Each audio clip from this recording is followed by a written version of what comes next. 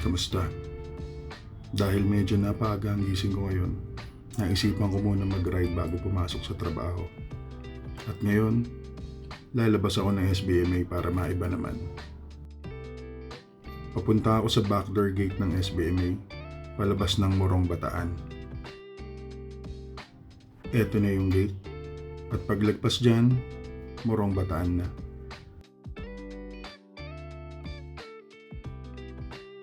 Dito, sinasadya akong bagalan yung andar para naman ma-enjoy ko yung scenery at makalanghap ng sariwang hangin.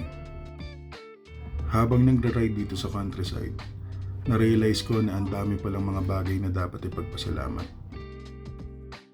Maraming bagay ang dapat ipagpasalamat sa buhay tulad ng kalusugan, pamilya at kaibigan, pagkain at tirahan, trabaho, hanap buhay, pagkakataong matuto araw-araw, kapayapaan, mga maliliit na bagay, araw-araw na simpleng kaligayahan gaya ng magandang panahon, masarap na pagkain o tahimik na oras na nakakapagpahinga, at syempre yung buhay mismo.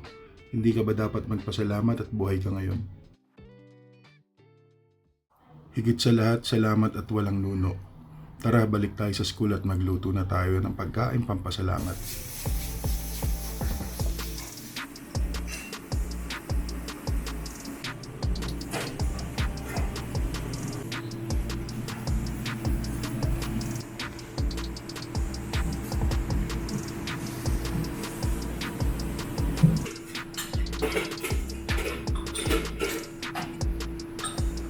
At eto na nga yung niluto namin. Thanksgiving turkey, bacon and green beans, cauliflower gratin, apple and walnut salad, cornbread pudding, pumpkin pie, sweet potato and marshmallow gratin. At eto na, luto na lahat. Nai-plate na rin namin lahat. Wow, look at that. It's gorgeous.